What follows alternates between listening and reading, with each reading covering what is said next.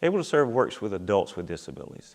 When you reach the age of 22 in North Carolina, then you are put out to fend for yourself. There is some compensatory ed, there's some other programs that are offered, but there's no program that's as holistic as we are, understanding that the personhood of someone. I need to learn life skills. I need to begin to develop my own friendships.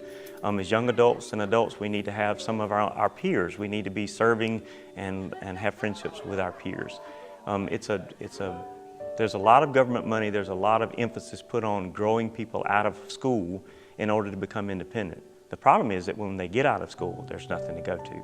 So they're faced with either the support that they have at home or the support that they have at church, which is not an ongoing Monday through Friday type thing. So here, they have a potential of continuing to grow. You do not graduate out of our program, you just continue to learn.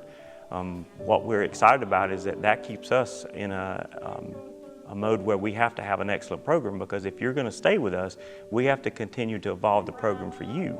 And we have to understand where you are and where you're going, and to take into account what you want to learn and where you want to be and who you want to become as part of our program.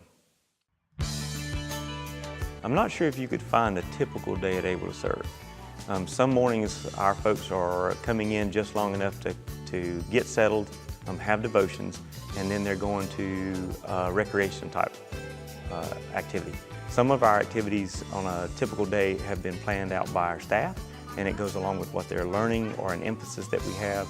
And then there are times where our participants have stepped up and said, this is something that I really would like to go to or really like to see.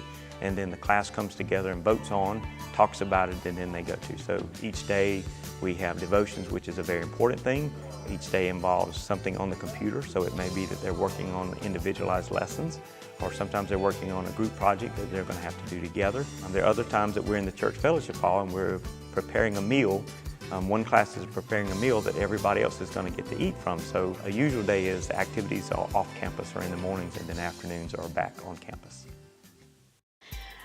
I think that Able to Serve is gaining such momentum in the community that it's wonderful. We have our vans. You can't miss us when we're out in the community, but more and more people are hearing about Able to Serve. We have wonderful volunteers that spread the news. We have churches now that know about us and that are becoming more and more involved with us. It's just been amazing to watch people who were not social butterflies become social butterflies, to enjoy the interaction of good friends and other folks in their class.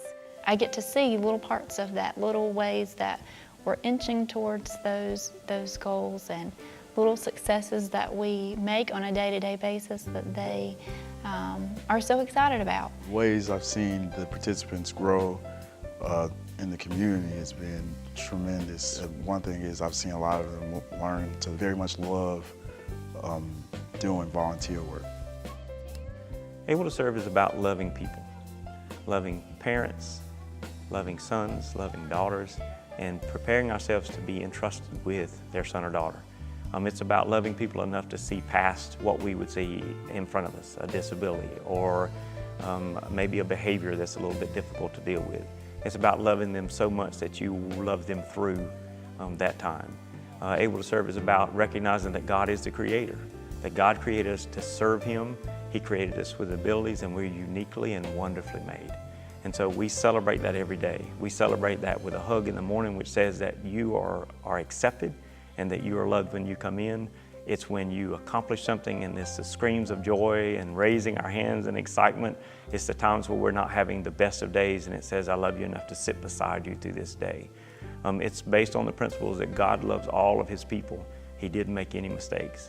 And it's our duty to love them just as He loved us in the disabilities that we have. By serving others, we show that God has created us with abilities, and by serving others, it says that we love them just like God loves us.